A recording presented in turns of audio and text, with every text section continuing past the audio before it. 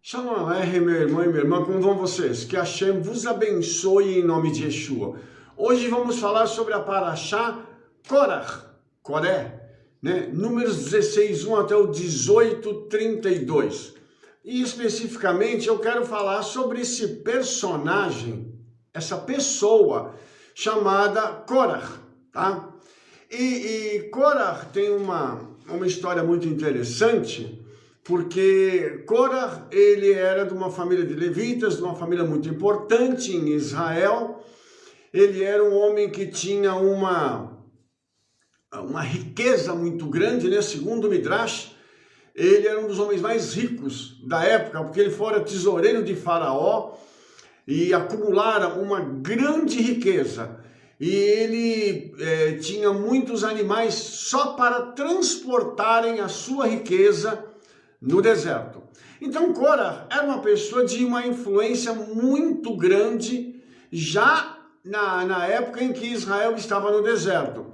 Então Korach, ele não era um homem qualquer. Ele era um dos 4 homens que carregavam a arca. E esse homem, então, ele tem uma história que é algo assim impressionante.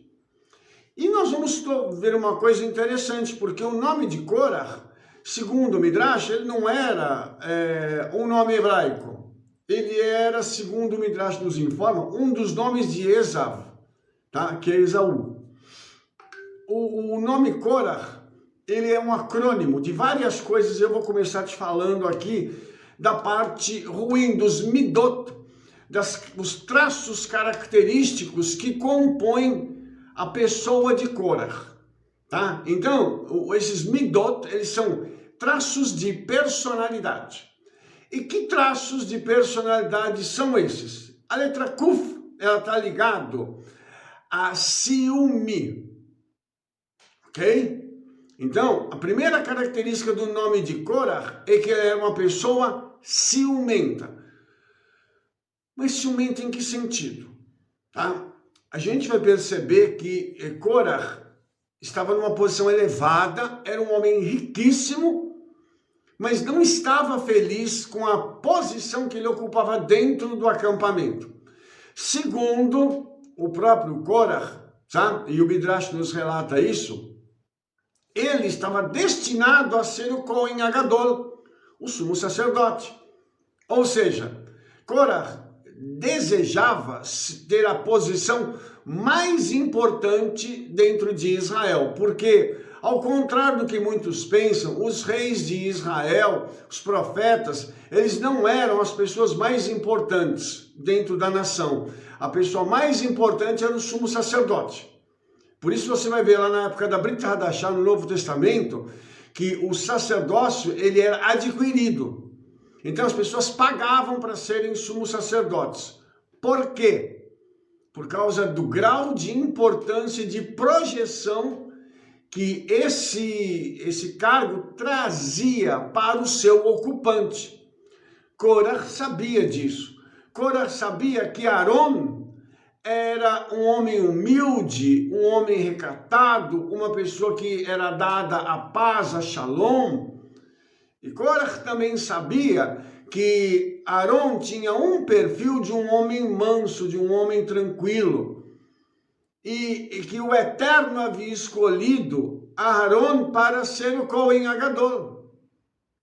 E essa é uma história muito interessante, porque ela tem um paralelo do que aconteceu na eternidade quando Hassatan foi expulso.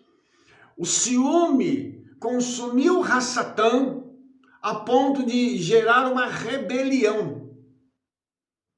Na eternidade, fazer com que ele e uma grande parte dos seres celestiais fossem expulsos. A história vai se repetir na terra. Korach tem agora ciúmes de Aharon. E nós vamos ver aqui nessa parashá que ele vai reunir Korach, Datan e Aviram e mais 250 homens para se rebelarem contra Moshe e contra Aharon. E aí você vai ver que os paralelos são muito, muito vívidos e muito interessantes. A palavra Korach, então, a letra Kuf, ciúmes, a letra Resh, zangado.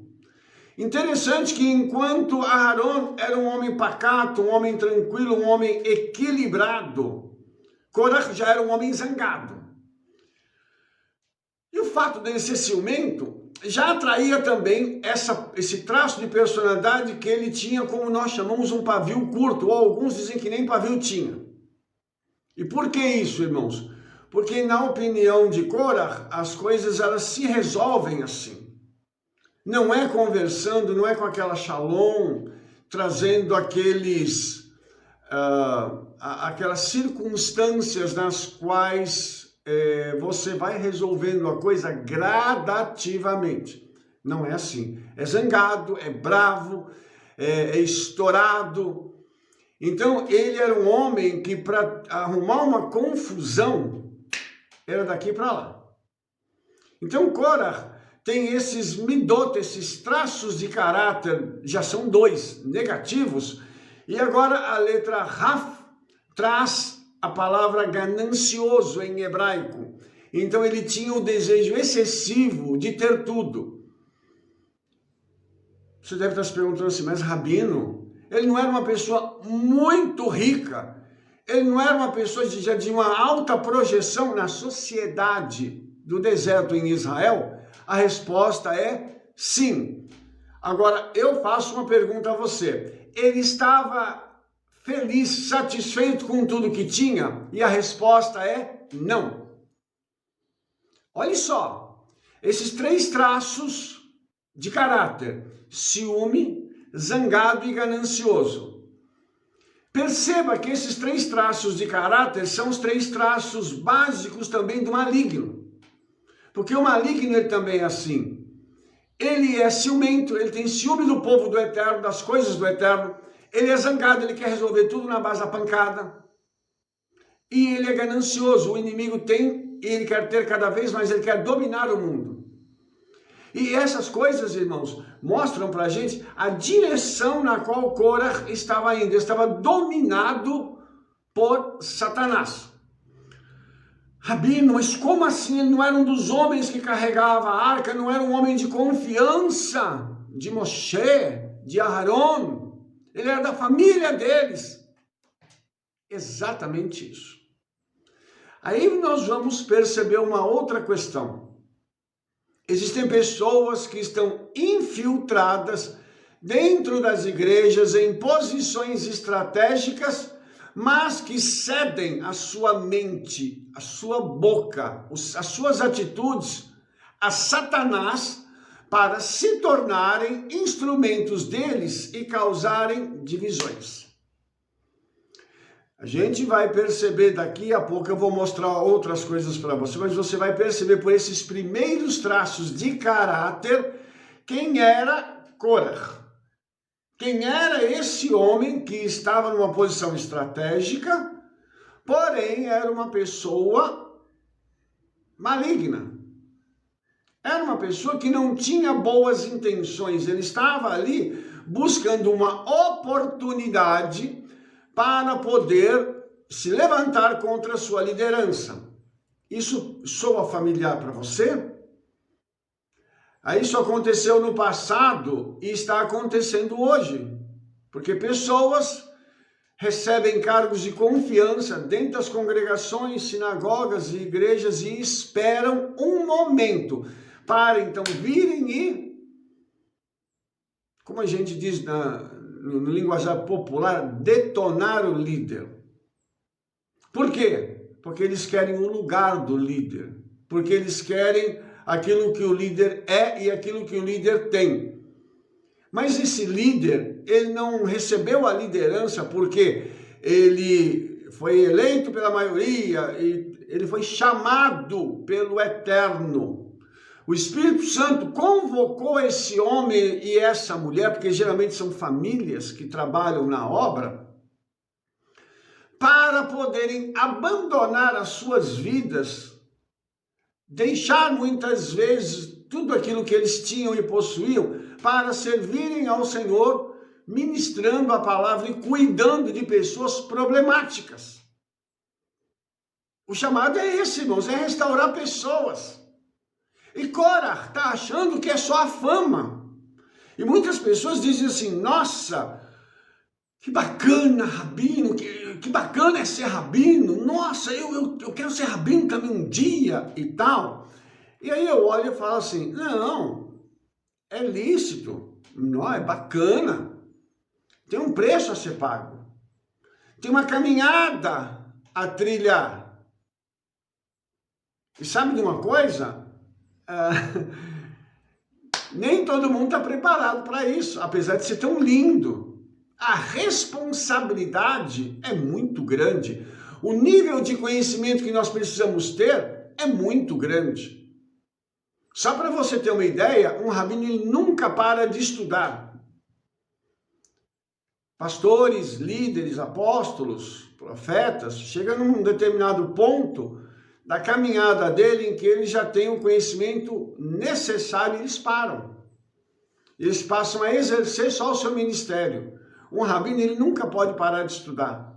A dinâmica do conhecimento da palavra, para nós, ela tem que sempre ser renovada.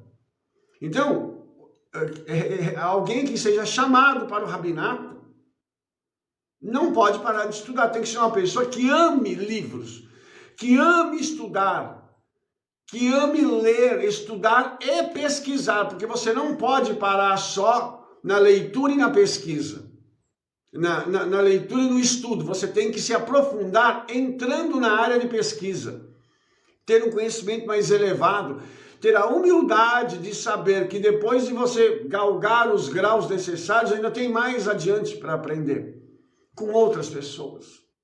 Entende? Então, tudo isso é necessário. E tem pessoas que acham que é só muito lindo. Ai, que maravilhoso. Mas não é, é responsabilidade também.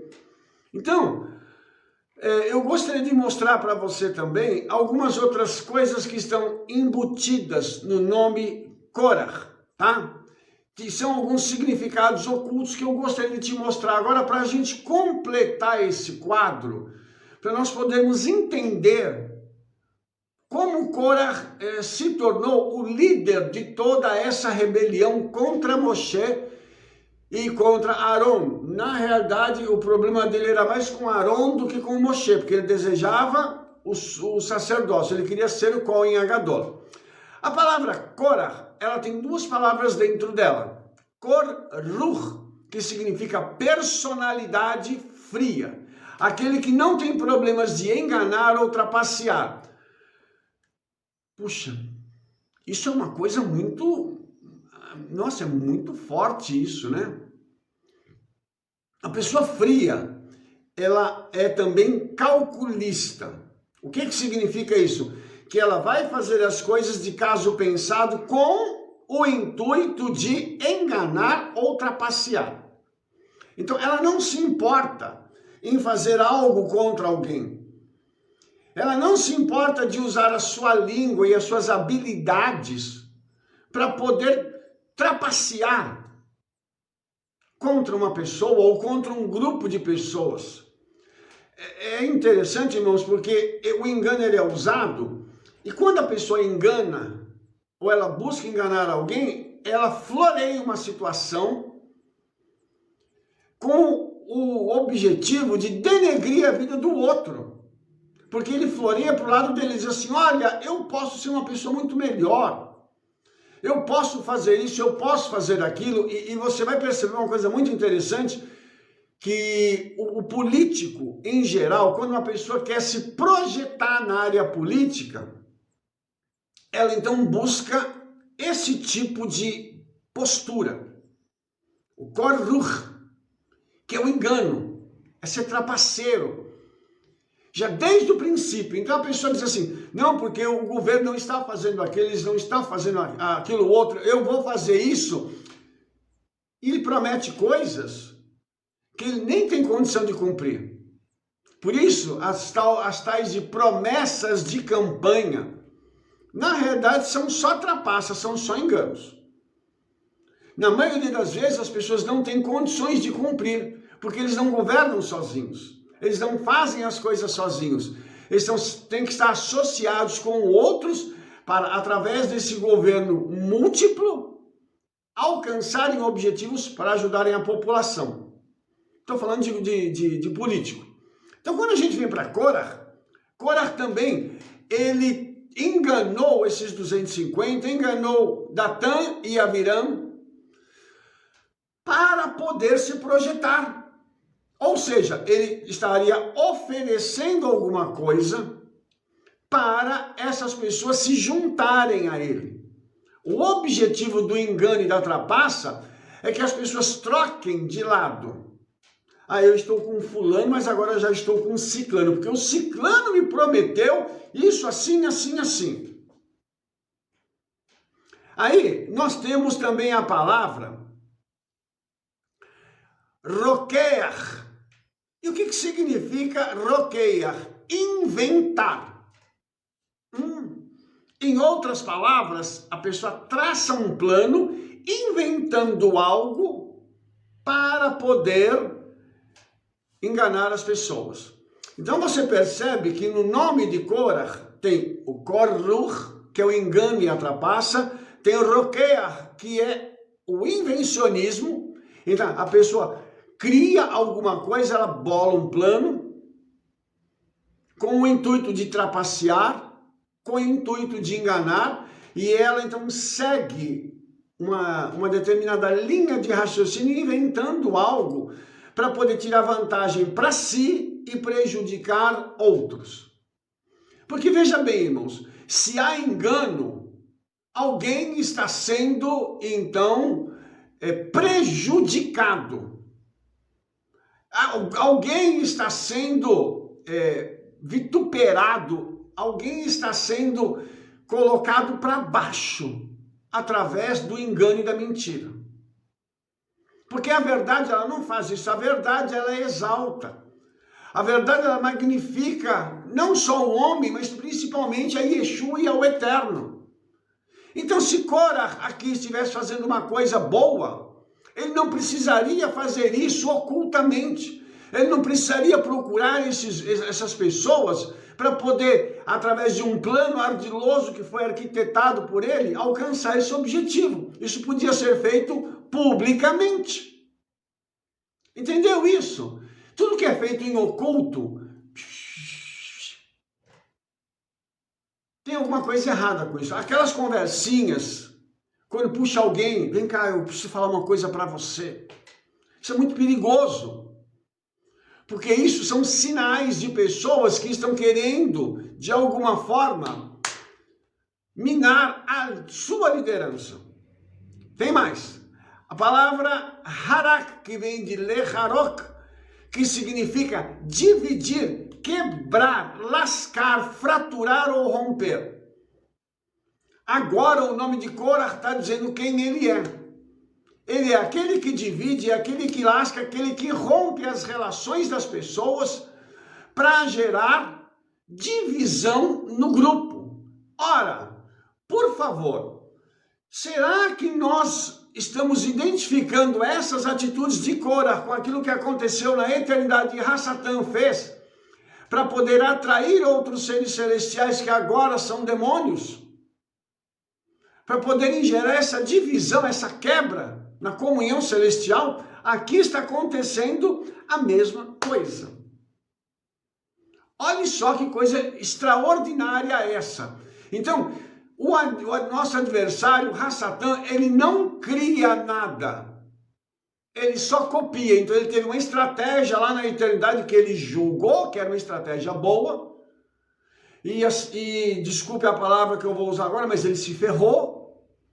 Entendeu? Então agora, como ele não tem poder para ir contra o Eterno, ele vai usar quem? O homem, que é a coroa da criação do Eterno, para atingir o Hakadosh Baruch Hu.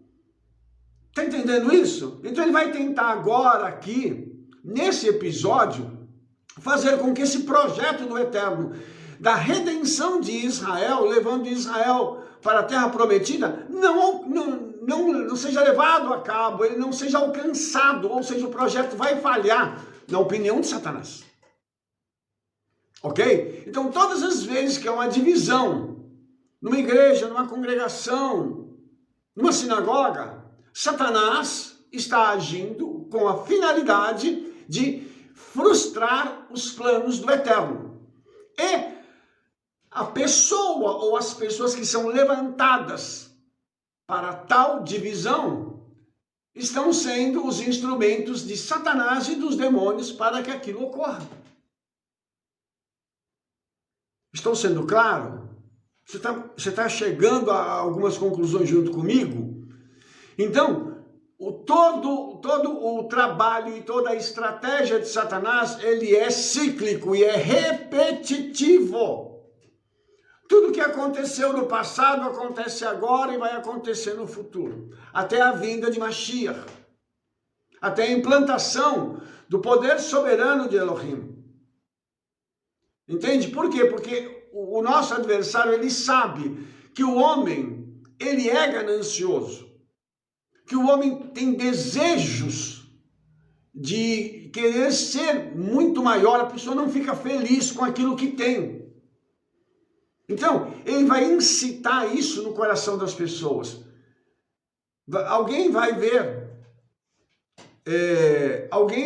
você ministrando e pregando e vai dizer assim: eu posso fazer melhor do que ele. Eu tenho condições de fazer melhor do que ele. Eu podia estar no lugar dele.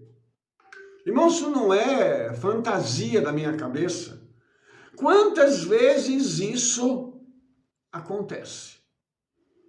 De pessoas estarem sentadas, te ouvindo, você paga um preço, você estuda, você pesquisa, você vai atrás da informação, você se dedica, você ora pela palavra, você jejua, pede ao Espírito Santo para te usar, e aparece um abençoado para poder chegar e tentar ainda te derrubar. Isso ocultamente, fora aquelas ocasiões em que você está ministrando e que a pessoa levanta uma pergunta com o intuito de te derrubar. Porque, irmãos, quem dá aula sabe quando uma pergunta é feita para esclarecimento e quando uma pergunta é feita com uma outra intenção de pegar quem está ministrando e tentar envergonhar aquela pessoa. Nós sabemos disso. Por isso, a intenção do coração de quem está ouvindo é muito importante quando a pessoa vai fazer uma colocação ou ela vai fazer uma pergunta. Isso é muito importante, porque o intuito é: eu quero aprender, eu preciso esclarecer algo para crescer. Ou, como Korah, ele vai, segundo o Midrash, né, ele foi para a presença de Moshe, para humilhar Moshe por causa de uma mitzvah que Moshe tinha ensinado, a do fio azul do Tehelet no tzitzit. E quando ele chega em casa e comenta com a sua esposa, a mulher fala assim: para quê? Por que vai ter um fio só? Vamos fazer uma roupa inteira azul. Ou seja, o que Moshe disse é inútil. O ensinamento dele é pouco. Para que um fio? Vamos fazer então uma roupa inteira. Mas o mandamento foi dado por Moshe ou foi dado pelo Eterno? Então aquela pessoa, ela não está indo contra Moshe. Ela está indo contra o mandamento do Eterno. Ela está ridicularizando o mandamento do Eterno. Quando alguém divide uma igreja, uma congregação, uma sinagoga, ele não está causando um prejuízo só na vida daquelas pessoas, ele está afrontando ao Eterno. Quando uma pessoa questiona um mandamento, ele diz assim: por que eu tenho que fazer isso hoje? Aquela pessoa não está questionando o professor, o rabino, o pastor, seja lá quem for, que está ensinando. Ele está questionando ao Eterno. Essa pessoa está dizendo o seguinte: eu sou rebelde e eu não quero obedecer. Então, por que eu tenho que obedecer? E ao invés dela fazer isso em particular, ele vai para o público. Por quê? Porque ele precisa atingir outras pessoas. Entende? Então, a intenção de coração, quando se faz uma pergunta dessa, não é se esclarecer, é causar um rompimento. A pessoa quer incitar os outros a pensarem como ela. E ela não pode chegar e fazer isso, né? De forma assintosa. Então ele joga, ele espera uma oportunidade e joga uma pergunta. Ou faz uma afirmação. E deixa o ministrante, às vezes, embaraçado. Deixa a pessoa, às vezes, numa situação em que ele fala, tá vendo?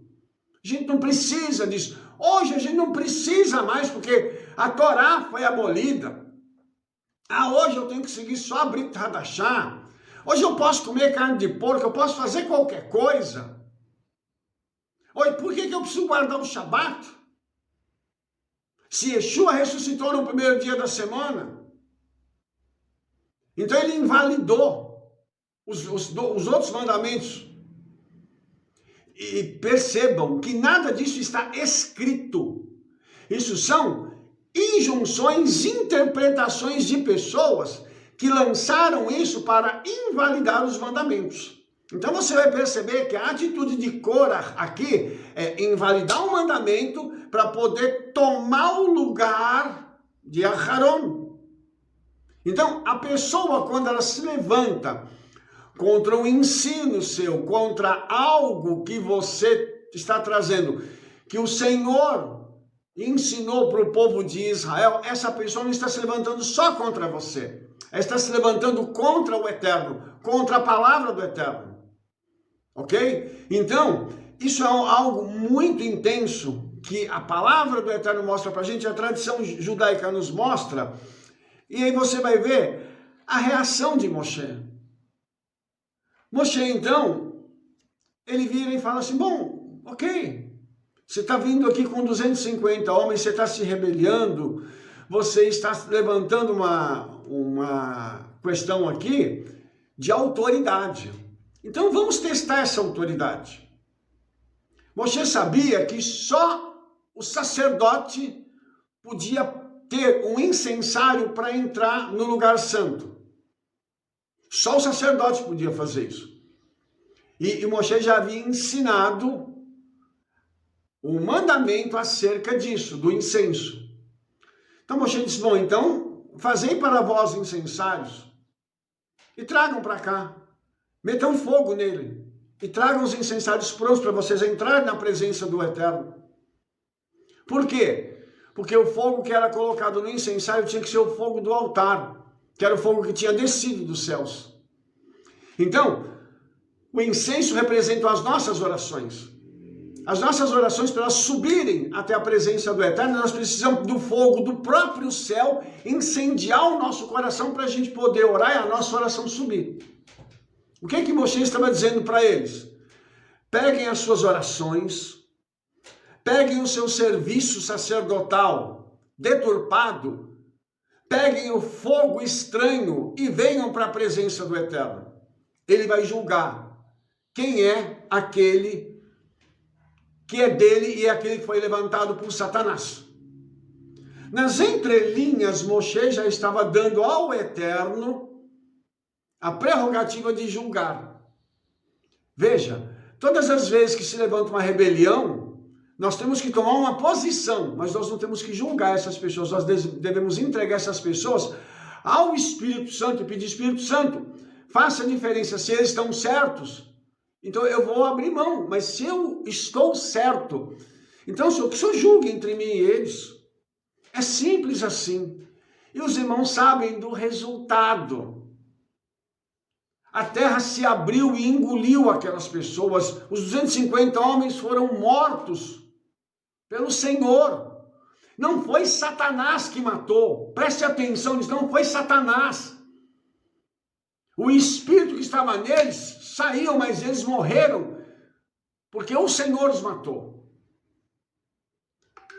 Mas hoje, Rabi, nós estamos no tempo da graça. Não tem mais isso. Brinque com o Eterno, brinque com o Espírito Santo e você vai ver se ele não te mata. Imagina, Rabi, o senhor não faz isso. Então experimente.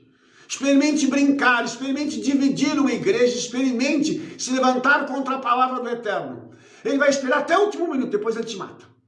Porque ele vai te dar chance de você se arrepender, você fazer techuvá. Como ele deu aqui. Moshe falou assim, façam isso amanhã. Moshe um dia antes avisou eles para eles se prepararem e falou, faça isso amanhã. Por quê? Ele estava dando uma oportunidade para aqueles homens se arrependerem e não irem até a entrada do tabernáculo, a porta do tabernáculo para afrontar o Eterno. Nenhum deles deixou de se arrepender. Somente os filhos de Korah, que depois eles vão escrever os Salmos, eles não foram com o pai, porque eles olharam a postura do pai e disseram assim, nosso pai está errado. Nós não podemos compactuar com o erro de nosso pai. Então, dentro da família, teve gente que teve bom senso para não ir atrás e não morrer junto com aqueles rebeldes. Porque o fim da rebelião é a morte. E eu digo para você agora, para mim poder encerrar esse nosso bate-papo sobre Korah. Todo o rebelde que se levanta contra a obra do Eterno só tem um fim, a morte. Então, não se preocupe se alguém falar mal de você, se alguém te caluniar. Não se preocupe se alguém dividir a sua igreja, a sua congregação. Entregue nas mãos do santo, bendito seja ele. E o julgamento virá. E você vai ter notícias disso, porque o povo todo viu o que aconteceu com eles. Que o Eterno os julgou e os matou. Lógico que logo depois o povo vai se levantar de novo e tudo, porque o espírito das trevas não morre, ele vai continuar circulando e buscando novos vasos para levarem a desobediência a cabo e para serem mortos e condenados pela sua própria desobediência. Mas isso é uma outra história. Korah é a epítome de alguém que deseja algo que não pode ter, o sumo sacerdócio. Se você foi chamado para a obra do Senhor, fique feliz com o seu chamado. Atue no seu chamado e o Eterno te abençoará dentro do teu chamado. O Espírito Santo vai te usar dentro do teu chamado. Não queira ter algo para o qual você não foi chamado. Se resigne a cumprir aquilo que o Eterno colocou nas suas mãos e faça bem feito em nome de Yeshua. Amém? Se você gostou desse vídeo, dê um like, favorite, clique no sininho para você receber todas as nossas recomendações e fale para todo mundo do trabalho que nós estamos fazendo. Mande esse vídeo para o maior número de pessoas que você conhece. E nos veremos no nosso próximo vídeo. Combinado? Shalom, shalom.